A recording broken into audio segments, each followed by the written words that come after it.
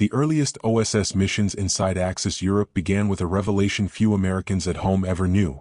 By late 1942, U.S. intelligence officers were already walking the streets of German-controlled cities in disguise, gathering wartime secrets at the risk of immediate execution. It was a gamble driven by necessity. The United States had entered the war with no formal espionage system capable of matching the German Abwehr or the ruthless efficiency of the Gestapo. What emerged from this deficit was a new breed of American intelligence work, covert, improvised, and often terrifyingly experimental. The struggle began with the formation of the Office of Strategic Services under William Wild Bill Donovan, a decorated World War I hero who believed America's war would be won not just on beaches and battlefields, but in shadows, attics, and back-alley safehouses across Europe. Donovan's mandate, signed by President Roosevelt in June 1942, authorized him to build a clandestine intelligence network from scratch. This meant recruiting men and women capable of slipping behind enemy lines, surviving without support, and delivering information so sensitive that even frontline generals would never learn the source. By autumn, recruitment centers in Washington, New York, and London quietly sifted through linguists, émigrés, Ivy League scholars, linguists, mountaineers, journalists, and even criminals. The OSS discovered that espionage required an unpredictable mix of traits: fearlessness, adaptability, and the ability to vanish into a crowd under intense scrutiny.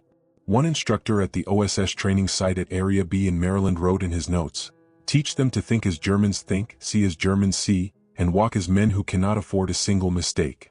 It was a stark reminder that these new operatives were not entering a battlefield, they were entering a trap. To insert these agents into occupied Europe, the OSS relied heavily on Britain's Special Operations Executive, SOE, which had spent years cultivating routes into France, the Low Countries, and the Balkans. Early OSS teams often piggybacked on SOE networks, learning the craft of sabotage, covert communications, and silent movement under German surveillance. Yet tensions existed beneath the surface. Some British officers viewed the fledgling OSS as enthusiastic but dangerously inexperienced. Still, the need for intelligence on the German war machine was so urgent that the alliance held firm. By late 1943, the OSS had established deep cover networks stretching from Greece to Norway. Among the first was a series of listening posts and agent routes inside Bavaria, designed to monitor German fuel production, rail traffic, and troop redeployments toward the deteriorating Eastern Front. These networks relied on microfilm hidden in clothing seams, shortwave radio bursts lasting mere seconds, and couriers who memorized entire intelligence briefings rather than carry compromising documents.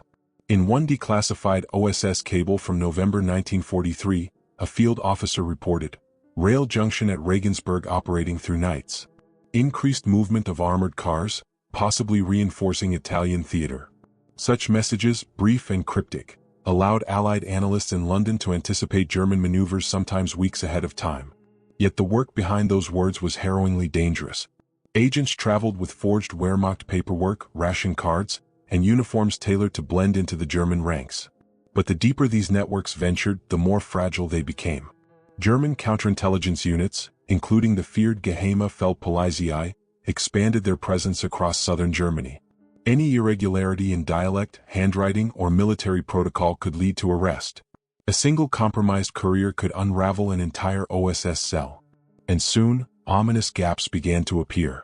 Several early OSS agents operating near Nuremberg and Augsburg simply disappeared.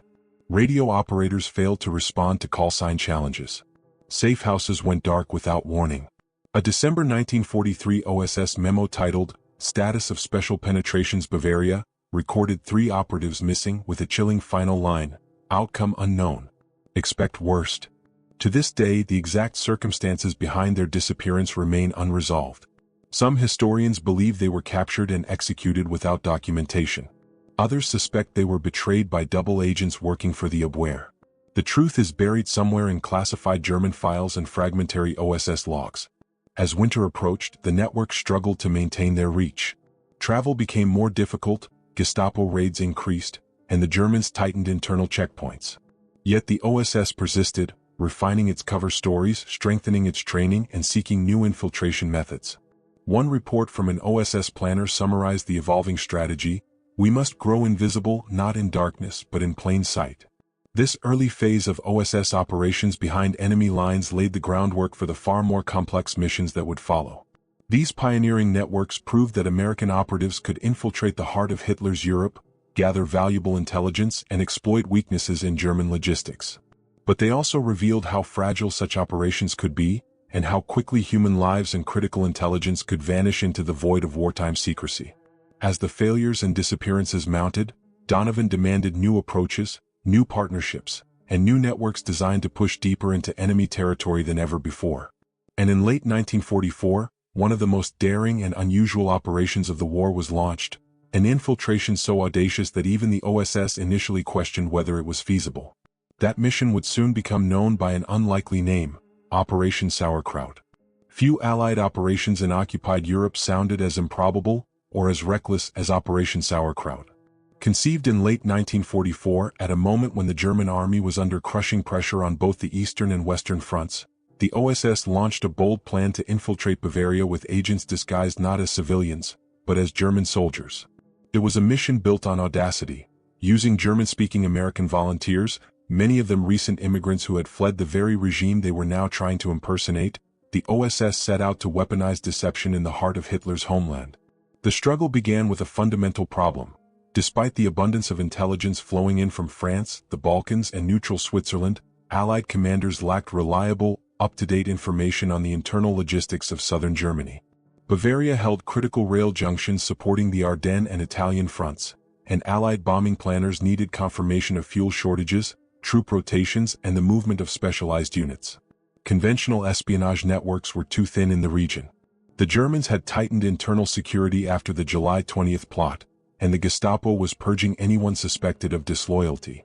So the OSS turned to a tactic employed previously by the SOE and, on rare occasions, the British commandos: impersonation of the enemy.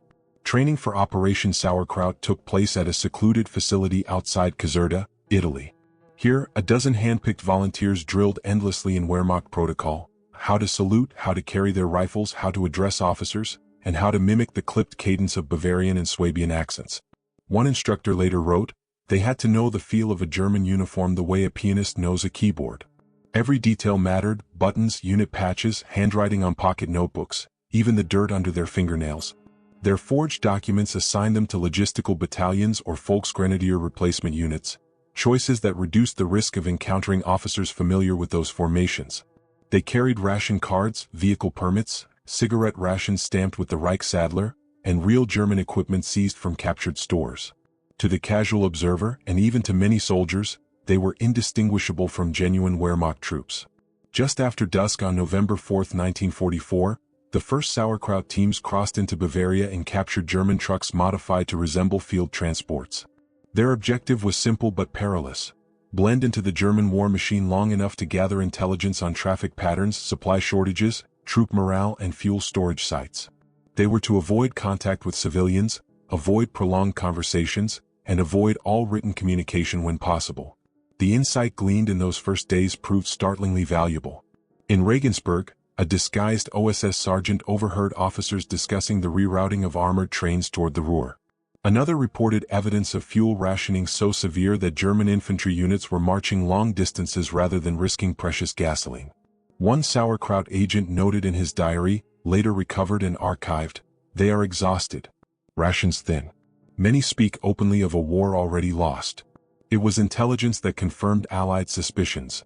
The German military was cracking internally, even if its outward resistance remained fierce. But success came wrapped in danger. Bavaria was thick with military police patrols and internal checkpoints. At one stop north of Landshut, an OSS corporal nearly revealed himself when questioned about his unit's supposed movements. His forged paperwork held up, but only because the Feldgendarmerie sergeant was in a hurry to move on. Every encounter carried the risk of exposure and immediate execution. Then came the first disappearance.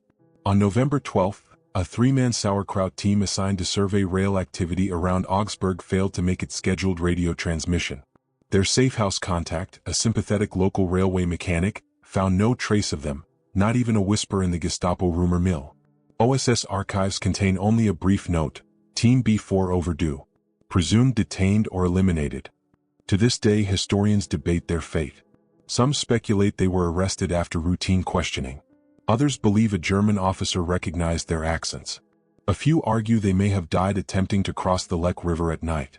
Still, the mission continued. The remaining teams collected intelligence on ammunition shipments, Luftwaffe fuel depots, and the state of bridges crucial to German logistics. Their reports shaped Allied bombing priorities and provided planners with rare real-time insights into the collapsing infrastructure of Nazi Germany. The reveal came in early December when an intercepted German radio message described the discovery of false soldiers operating near Regensburg. The description matched the sauerkraut disguises too closely to be coincidence. Someone had talked, or someone had noticed something subtle, a mismatched serial number, a misplaced patch, or an unfamiliar dialect. Yet despite the mounting danger, the OSS pressed forward. Operation Sauerkraut proved that bold deception could penetrate even the most guarded front. Its lessons would influence Allied infiltration strategies through the end of the war and beyond, shaping how intelligence services approached disguise, impersonation, and deep-cover psychological operations. As winter tightened its grip on the Alps, OSS planners looked north toward Switzerland. If Bavaria could be infiltrated through deception, then the entire German frontier, mountain ranges, border towns, and alpine passes could become pathways for deeper intelligence penetration. And from this realization emerged a network even more perilous, where entire teams would vanish into snow and silence. The OSS Switzerland Base Network. The OSS Switzerland Base Network emerged from one of the war's strangest realities. The most heavily guarded nation in Europe was also one of the few places where Allied intelligence could operate within arm's reach of the Third Reich. By 1943, neutral Switzerland had become a crossroads of spies, double agents, industrial negotiators, and covert couriers. Into this maze stepped the OSS, determined to push through the Alps and penetrate the German southern frontier. What began as a cautious intelligence-gathering effort quickly transformed into one of the most dangerous infiltration networks of the entire war, one marked by bold crossings, silent mountain passes, and agents who vanished without a trace. The struggle for access began with geography. The Swiss-German border stretched across rugged terrain, marked by dense forests, fast-flowing rivers, and the formidable alpine peaks. German patrols watched the border with growing suspicion, especially after the collapse of Mussolini's regime in 1943 forced the Wehrmacht to reinforce positions across southern Europe. The OSS understood that if it could ferry agents across the mountains, they could monitor German troop movements into Italy, track clandestine political meetings, and map defensive fortifications that shielded Bavaria and Baden-Württemberg.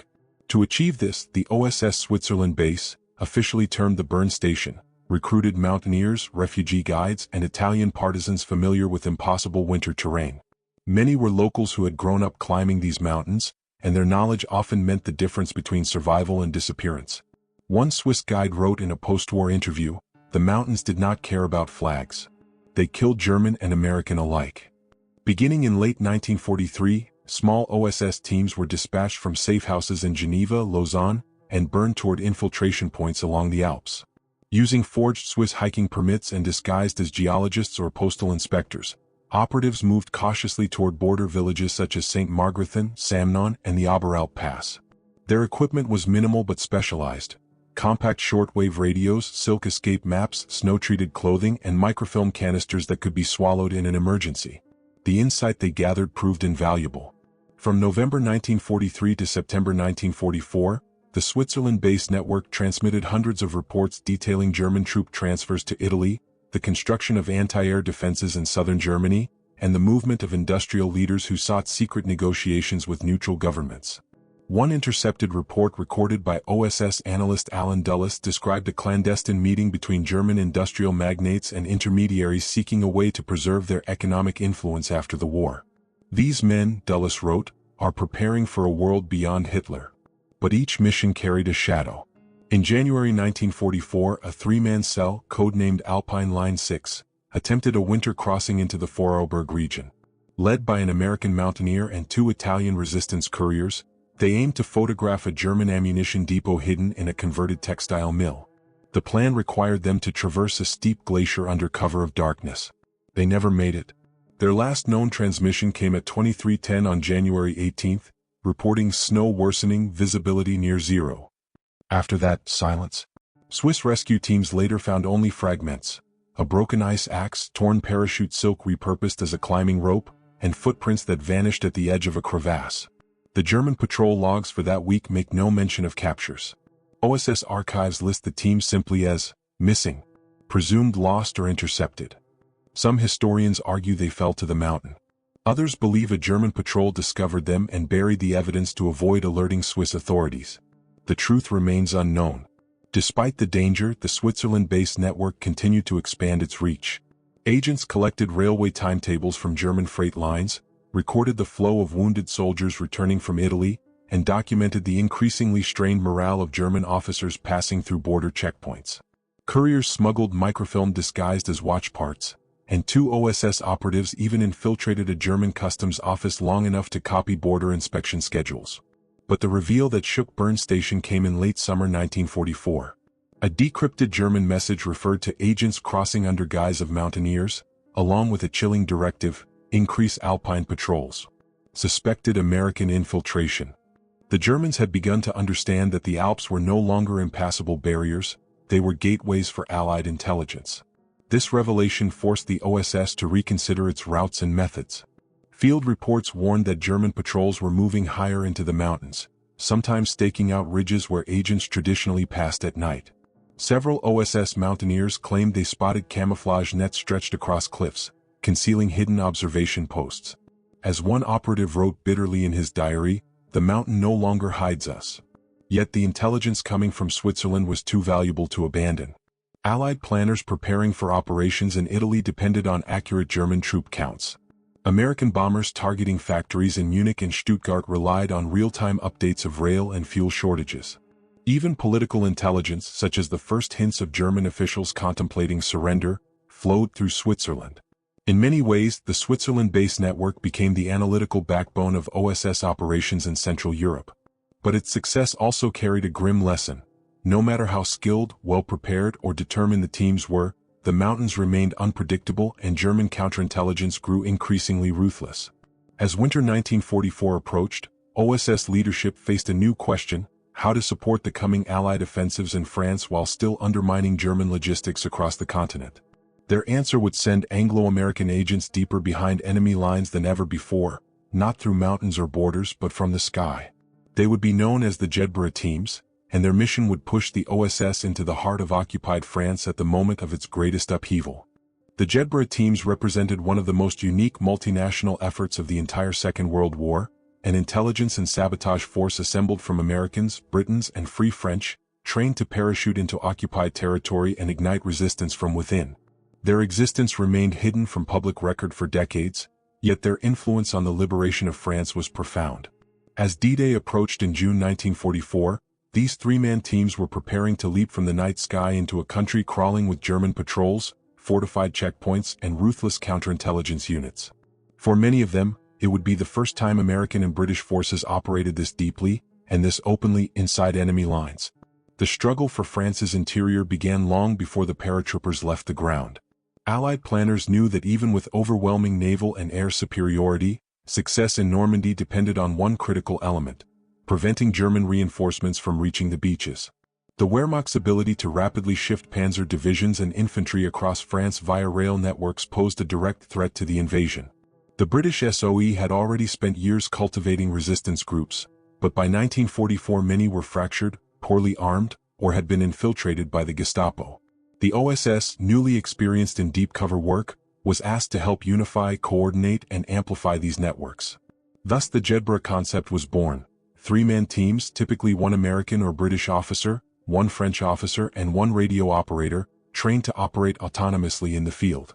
Their training took place at Milton Hall in England, where recruits learned demolition tactics, airborne procedures, irregular warfare, and the intricacies of French partisan morale. Each team was given a code name: Team James, Team Aubrey, Team Marcel, and equipped with Sten guns, Bren light machine guns, radio sets, medical kits, and bundles of sabotage materials. A British instructor's report from early 1944 captured the tone of their training. A Jedburgh must be soldier, diplomat, engineer, spy, and leader. He must persuade men under torture to keep fighting, and he must know when to melt into the woods. On the night of June 5, 1944, as Allied ships crossed the Channel, the first Jedburgh teams climbed into black-painted C-47 transport planes. Their orders were precise: link up with local resistance fighters, guide supply drops, sabotage railways, and report German movements directly to SAJF headquarters. Their work would not only disrupt German logistics but also help unify disparate French resistance factions that often mistrusted one another. The insight they gained on the ground proved startling. In Brittany, Team Hugh coordinated with the local Maquis to blow a section of railway near St. Brook, delaying German attempts to send reinforcements toward Normandy. Team Daniel, operating near Limoges, uncovered evidence that German officers were moving sensitive documents to the east, suggesting preparations for a long retreat. Meanwhile, Team Aubry found that some French civilian groups had been badly infiltrated by German counterintelligence. One Jedburgh operator recorded in his field notebook, "We shook hands not knowing if they were allies or bait set by the Gestapo. But the dangers were constant and deadly." German security forces, particularly the Sicherheitspolizei and the Feldgendarmerie, had grown increasingly adept at detecting resistance networks. They monitored unusual radio traffic, questioned travelers, and set traps for newly arrived saboteurs. In July 1944, Team Giles parachuted into the Allier region only to land directly within sight of a German patrol. One member was captured within hours. Though he carried a cyanide capsule, the patrol searched him with such precision that he never had a chance to use it. The reveal that alarmed OSS and SOE headquarters came in late July. Multiple Jedburgh teams reported suspiciously accurate German ambushes. In one account, Team Marcel approached what should have been a secure meeting point near a farmhouse outside Dijon, only to find it surrounded by German trucks as if the enemy had been waiting. Another team noted German patrols sweeping through forests where no resistance activity had taken place for weeks. These patterns raised a chilling possibility. Parts of the Jedburgh insertion plans may have been compromised, either by leaks in London, by intercepted Allied communications, or by double agents operating within resistance groups. Despite these risks, the Jedburghs pressed forward. Their sabotage operations crippled dozens of rail lines, destroyed bridges, and delayed Wehrmacht columns by critical hours during the battles in Normandy and the breakout toward the Seine. Allied commanders later credited the combined Jedburgh and French resistance efforts with slowing German movements enough to prevent a coordinated counterattack during the most vulnerable hours of the invasion. The human cost was high. Some teams were overrun, their members executed on the spot as unlawful combatants. Others vanished, their final transmissions abrupt and haunting. One message received by London in August read only, "Raid. Fire near. Leaving set. Pray." No further communication ever came. Yet through their sacrifices, the Jedburghs helped fracture German control of France at a decisive moment in the war. Their operations showcased the power of coordinated resistance, precise sabotage, and multinational cooperation. They also demonstrated that even well-trained elite teams could be undone by a single informer, a compromised plan, or simply the unpredictable chaos of war. As France moved toward liberation, OSS planners shifted their attention back to the Mediterranean. The Jedburghs had shown what small teams could accomplish behind enemy lines, but now the OSS sought to disrupt Germany's naval lifeline in the south. Their next objective lay in the bustling, dangerous port city of Marseille, where a covert maritime network was tracking the movements of U-boats, supply ships, and secret Axis repair facilities. The mission would become known as the Marseille Maritime Network, and its fate would remain one of the OSS' most haunting wartime mysteries. By early 1943, the OSS had come to realize that the war in Europe could not be won on land alone. Beneath the surface of the Mediterranean, Axis supply lines continued to pulse with life. U-boats seeking fuel, Italian and German cargo ships running clandestine routes, and repair facilities hidden within occupied ports. Nowhere was this secret maritime world more active or more dangerous than in Marseille. Once a thriving French port, it had become a heavily guarded Axis logistics hub after the German occupation of Vichy France in November 1942. Into this tense and crowded harbor, the OSS inserted one of its most unusual and shadow-bound operations, the Marseille Maritime Network. The struggle to establish this network began with the very nature of Marseille itself. Its narrow alleys, smoky taverns, crowded docks, and multicultural neighborhoods were teeming with sailors, refugees, black market traders, and German patrols. The Gestapo maintained a constant presence near the old port, and the Kriegsmarine guarded the harbor with armed checkpoints and informants. Yet these same conditions provided opportunities. Dockworkers heard conversations, fishermen noticed unusual ship movements, and the city's deep-rooted smuggling culture offered concealment to couriers willing to take extreme risks. To build the network, the OSS leaned heavily on local laborers, anti-fascist union members, and trusted resistance factions.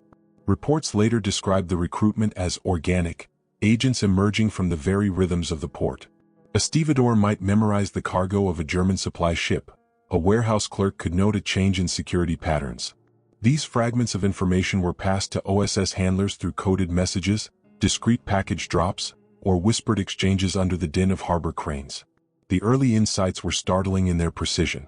In February 1943, an OSS operative disguised as a dockhand observed a German vessel unloading diesel drums marked for U-boat resupply stations along the French coast. Cross-referencing these notes with British naval intelligence helped pinpoint the location of temporary submarine refueling points that had previously eluded Allied surveillance. Another agent reported that certain cargo ships were leaving Marseille nearly empty, indicating they had offloaded their most sensitive cargo under strict secrecy. Driven by these discoveries, the OSS expanded the network further.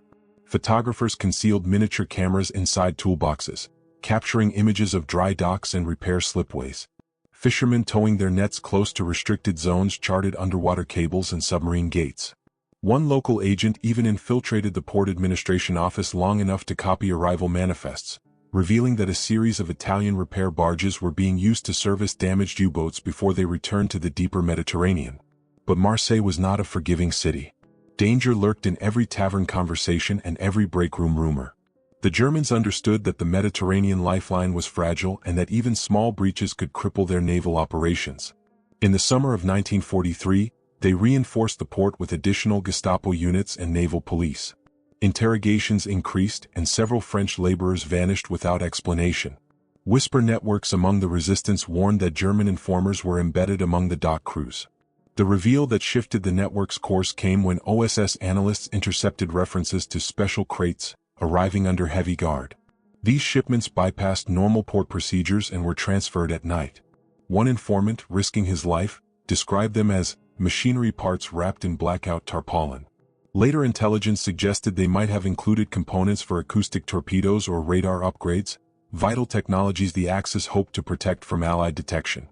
Tracking these crates became the network's priority. A covert photography team spent 2 weeks mapping the movements of the guarded shipments through the port's storage yards.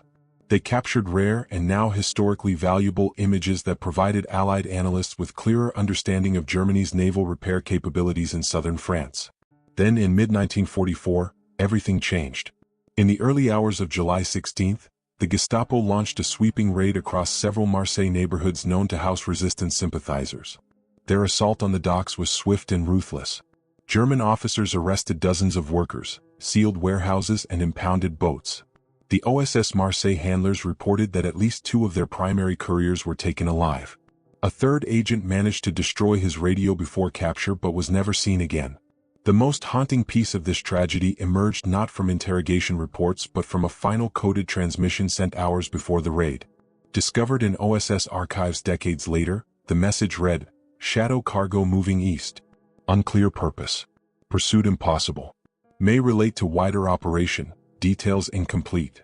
The transmission ended abruptly mid-sentence as if cut short by arriving patrols. Analysts never decoded the full meaning of shadow cargo, though some historians believe it may have referred to sensitive equipment being evacuated ahead of Allied advances into southern France. After the raid, the Marseille maritime network collapsed. Attempts to re-establish contact with surviving agents failed. Several files relating to the operation were sealed, their contents redacted or labeled lost in transit. What remained was an incomplete but compelling picture of a covert war fought between crates, cranes and broken slips, an invisible struggle beneath the larger battles of tanks and infantry. Yet even in ruin, the network left a legacy. Its intelligence shaped Allied naval strategy in the Mediterranean and contributed to air raids that crippled German repair facilities. Its members, most anonymous, many unrecognized, proved that even the busiest ports could harbor secrets worth dying for. As Marseille burned with resistance and retribution in the summer of 1944, OSS leadership shifted its attention to a new frontier, Austria. There, in the chaotic final months of the war, a final network would take shape, one tasked with tracking fleeing Nazis, hidden convoys, and the remnants of Germany's secret weapons program. It was called Operation Chrysler, and its mysteries endured long after the guns of Europe fell silent. By early 1945, the European war was approaching its violent and chaotic end. German armies were retreating in disarray, Nazi officials were fleeing across collapsing borders, and rumors swirled of hidden convoys transporting secret documents, looted wealth, and advanced weapons research toward the Alpine redoubts. It was in this atmosphere, part panic, part opportunity, that the OSS launched one of its final and most enigmatic projects inside Axis territory, Operation Chrysler. It was designed not only to gather intelligence, but to intercept the final movements of a regime collapsing under its own weight. The struggle began with Austria. After years under German control, the region had become a web of strategic transit routes leading south into Italy, east toward Hungary, and north into Bavaria. Intelligence arriving from Switzerland, Italy, and French resistance groups suggested that high-ranking Nazi officials were moving through these corridors, often under false identities. Some were believed to be overseeing the destruction of sensitive files. Others were escorting convoys believed to contain components of secret weapons programs, including jet engine parts and experimental radar equipment. To track these movements, the OSS needed operatives capable of moving rapidly, discreetly, and with enough autonomy to survive the turmoil of a country on the verge of collapse. Operation Chrysler teams were composed of seasoned OSS field agents, veterans of infiltrations in France, Italy, and the Balkans. They blended into refugee traffic and military supply movements, posing as displaced civilians, Red Cross volunteers, or even retreating German clerks.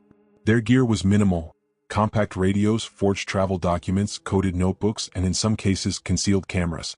As one OSS planner reflected in a late February memorandum, these are not missions of sabotage. They are hunts. The insight they gathered came quickly. In March 1945, a Chrysler team near Innsbruck reported a heavily guarded convoy moving under cover of night toward the Brenner Pass. The vehicles bore obscure unit markings linked to Luftwaffe research divisions. Another team operating near Klagenfurt intercepted conversations suggesting that SS officers were consolidating archives from concentration camps and political offices into trucks bound for the mountains. Some of these convoys appeared to change direction unpredictably, as if attempting to shake observers or avoid Allied air patrols.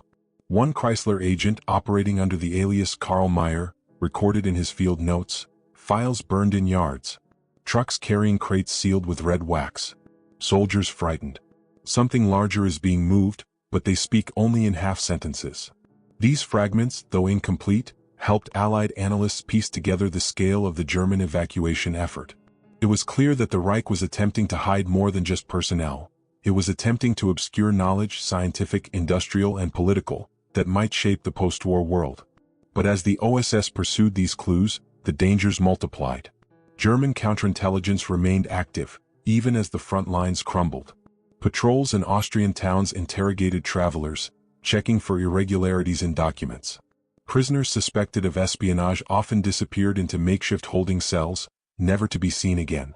One Chrysler courier narrowly escaped capture when a patrol demanded to inspect her travel papers with abnormal scrutiny. She later learned that a double agent had provided the Gestapo a partial description of her cover identity. The reveal that transformed Operation Chrysler came in mid-April 1945. A decrypted German communication referenced priority transports carrying restricted engineering material toward the Salzkammergut region, an area dotted with lakes, tunnels, and underground storage sites. The message included a chilling directive: destroy if necessary. This raised urgent questions. What exactly was being moved? Jet engine prototypes? Rocket components? Radar systems? Or perhaps sensitive political files the regime wanted erased before capture? A Chrysler team dispatched toward the town of Bad Ischl attempted to track one of these convoys. They followed it along narrow mountain roads, staying just far enough behind to avoid detection. Shortly after dusk, they observed the trucks entering a forested valley, and then, without warning, the convoy vanished. A search at first light revealed only tire tracks leading toward a disused mine entrance. The mine had been sealed by explosives sometime during the night. Whether the trucks were inside, evacuated elsewhere, or destroyed remained uncertain. Like other OSS missions in the war's final months, Operation Chrysler produced incomplete answers. Many of the reports filed in April and May were rushed, fragmented, or distorted by the chaos on the ground. Some Chrysler agents were forced to destroy their own notes before reaching Allied lines. Others never made it back at all. One of the final radio transmissions associated with the project, sent from an unidentified safehouse near Linz, read only, "Enemy movement frantic. Papers burning everywhere. New destination unknown. Will attempt pursuit." No further message followed. Despite these mysteries, Operation Chrysler profoundly shaped the immediate post-war efforts to locate missing Nazi officials, discover hidden archives, and catalog advanced German military technology. OSS information guided Allied units toward captured factories, abandoned safehouses, and high-value prisoners attempting to flee through the Alps. Yet many questions lingered. Several Chrysler case files remained partially redacted in the decades after the war. Certain captured documents vanished between 1945 and 1947. And a handful of German engineers and officials connected to the convoys were never accounted for, slipping into history's shadows.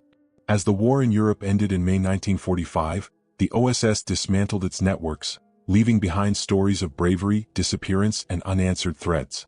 The secret operations that had defined the silent battle behind enemy lines, Operation Sauerkraut, the Switzerland-based network, the Jedburgh teams, the Marseille Maritime agents, and Operation Chrysler, revealed that the war's most decisive struggles were not always fought on open battlefields.